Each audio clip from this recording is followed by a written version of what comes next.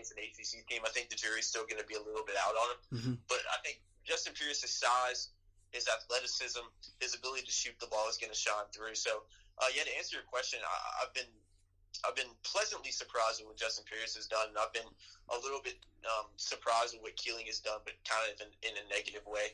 And I think that will get better for him. Like I said, I think he's just trying to do a little too much right now. I think his head's a little bit on a swivel. And once he calms down and just realizes he needs to play his game, I think you'll see Keeling shine through. And they're going to need it. Carolina's going to need it. I keep saying it, but they got to find consistent scorers that can come in and put up points night in and night out. Right. And right now, I mean, we've seen a few guys do it, but right now, really the only guy they have is Cole Anthony. That's why you're seeing him shoot as many shots as he has. So somebody's going to have to step up, and I think Keeling and Pierce will. But like I said, for both of them, the jury's still out until they do it against a really high-level school, which I guess you could say neither of them have necessarily done that yet. But, Carolina's only 2 games in.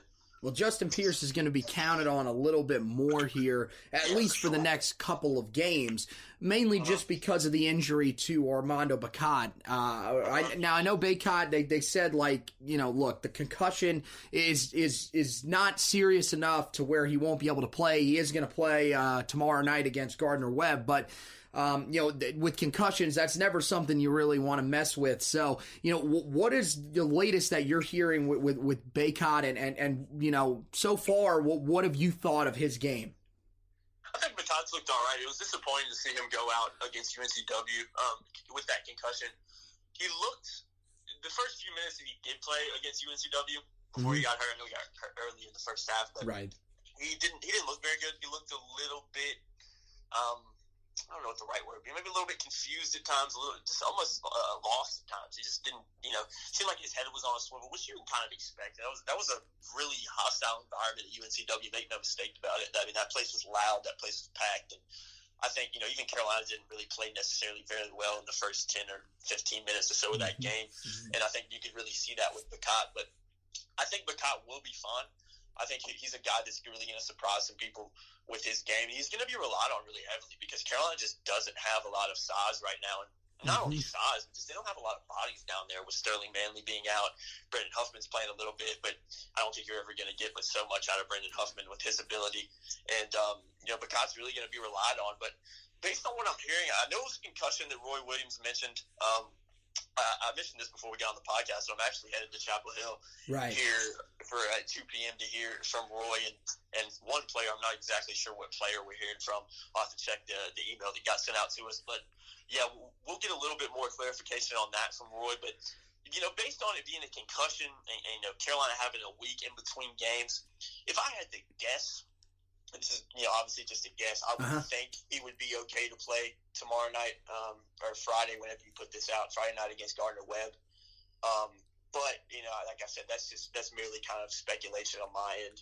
I know he came off the UNCW game looking really wobbly when he did get hurt.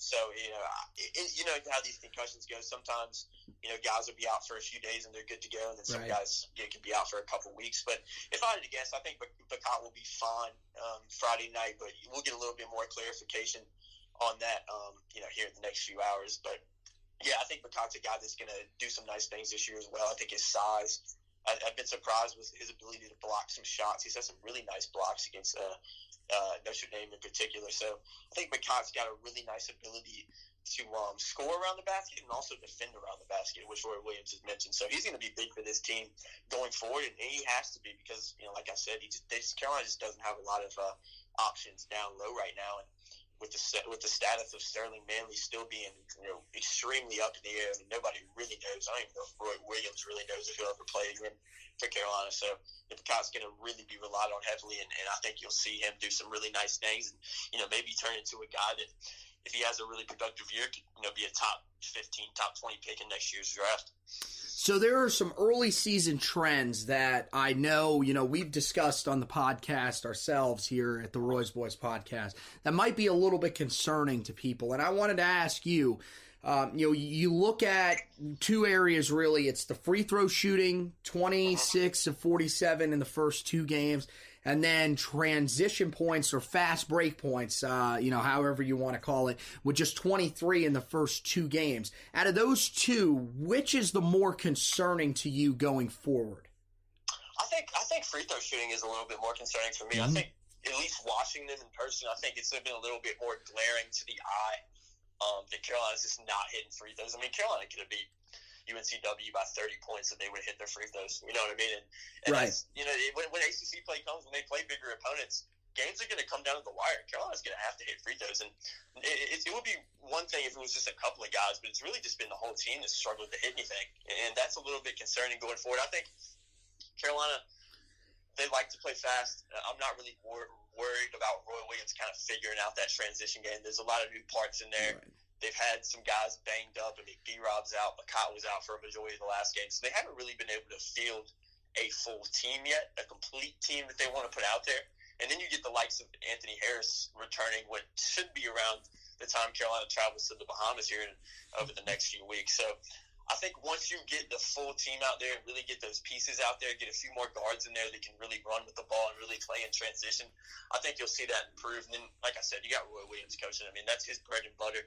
I'm not worried about him getting that figured out. I think free throws are just something you can't necessarily coach. You know, you can't really coach a guy. You can coach a guy how to shoot a free throw, but in a game, completely different scenario. You have to go out there and be strong enough mentally in a hostile crowd, or even playing at home. It doesn't really matter. You got to be able to sit there with everybody in the arena looking at you and hit free throws when it matters. And Carolina hasn't proven they can do that. They haven't even proven they can hit free throws when they're up by 20. You know what I mean? So right. It's going to be something that Carolina's going to have to figure out. But yeah, I think I'm a little bit more concerned with that free throw shooting because, I mean, Justin Pierce was a good free throw shooter. Cole Anthony's a good free throw shooter, and just to name a few guys that haven't been doing it as well. So that's going to have to change going forward, and I think it will. But that transition game, I'm just a little bit more optimistic about that. And I think you'll see Carolina playing really fast here soon because I think they do have the weapons to do that. And I'm really looking forward to seeing what Cole Anthony can do out in transition because I think that'll be really, really fun to watch. We've seen what he can do in a half-court offense, but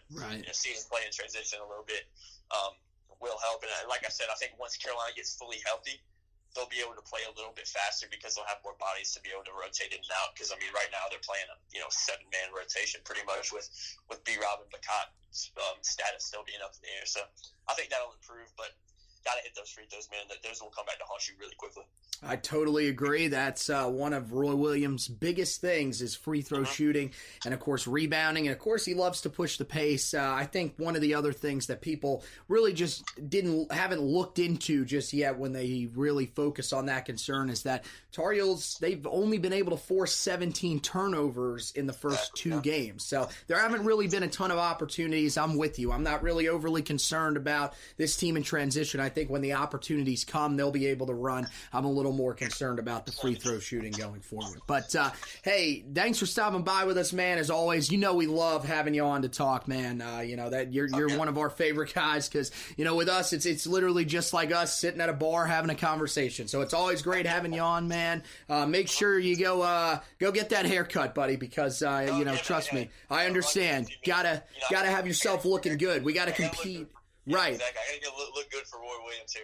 Well, there we go. We all look. We're all just chasing the legend amongst the Tar Heel community when it comes to the journalist for hair, and that is Ross Martin. We can't outdo Ross. Like that's just come on, man. So we're trying. But, all right, man, I'll let you go, and we'll talk to you down the line, of course. Make sure you guys check out Jacob's work at TarHeelIllustrated.com. Of course, Jacob Turner, THI on Twitter, right? Yeah, man, you can check me out there. There you go. So, yeah, man, like I said, Anthony, always a pleasure to be on here. I always enjoy talking to you guys, and I'll hopefully get back on this thing very soon, and we'll do it again. Definitely, man. Definitely. We'll have you on later in the year to talk about some Tar Heel basketball. Probably have you on sometime relatively soon in the non-conference season with all of the big-time tests that Carolina has coming up. But, yeah, thanks for joining us again, and we'll talk to you, buddy, okay? Thanks, Anthony. Appreciate it, man. All right. So that is Jacob Turner of Tar Heel Illustrated, of course, part of just a great group of people over there. They do a fantastic job over there covering Tar Heel athletics in general. Of course, you've got Jacob, Andrew Jones, who we mentioned, who does such a great job over there, Jared Hardy, Deanna King, who's really just focused on football, but just a great group of people over there at Tar Heel Illustrated, and we always love having Jacob on to talk with us. So, yeah, he gives you some great insight there on this Tar Heel basketball team early in the year.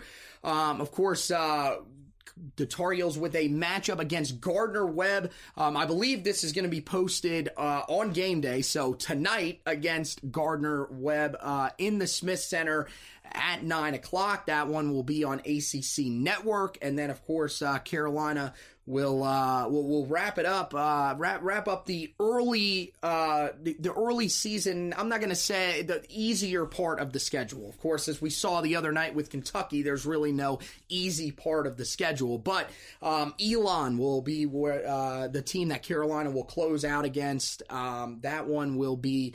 It's later on here in the week. Trying to get an official date on that really quickly for you guys. Of course, the Heel Tough blog will have you covered for all of that. That's where you can check out all of your Tar Heel basketball and football articles. We have you guys covered there. Of course, the Roy's Boys blog, which used to tie in with this podcast. Everything's been moved over to the Heel Tough blog now. So that's the main website for everything. Make sure you guys check that out there. That's where you can check out the podcast as well. Elon will be Wednesday night. That'll be at 8:30 on Raycom Sports Network. And then, of course, after that, the Tar Heels will have a week off, and then they prepare for the battle for Atlantis. So, as we mentioned, the tough schedule coming up for the Tar Heels. They're trying to find some of those solutions, as Jacob was talking about, with the scoring, trying to find, more than just Cole Anthony to count on going forward. Trust me, the head coach of the Tar Heels, the Hall of Famer, he'll find a way to get it done. So we'll, of course, have you guys covered on the Heel Tough blog. You guys can check that out, HeelToughBlog.com. As I mentioned, that's where the podcast is at as well. Just click the Roy's Boys Podcast tab at the top of the page, and it'll take you to the page where you can listen to all of the episodes. Make sure you go back and listen to our prior episodes if you want to. If you want to get a review of the UNC Wilmington game, of course, go back and listen to that. And then, of course, some great stuff that we still have from the offseason if you guys want to go back and listen to it. Matt Doherty interview is on there, as well as some other great stuff that we did over the offseason. We encourage you to go back and listen to all those editions of the podcast to get yourself caught up. So, want to thank Jacob Turner for stopping by here today. Want to thank Josh for letting me take over and hold down the fort here for the Roy's Boys podcast today. And of course, we want to thank you guys for listening. And remember, go Tar Heels.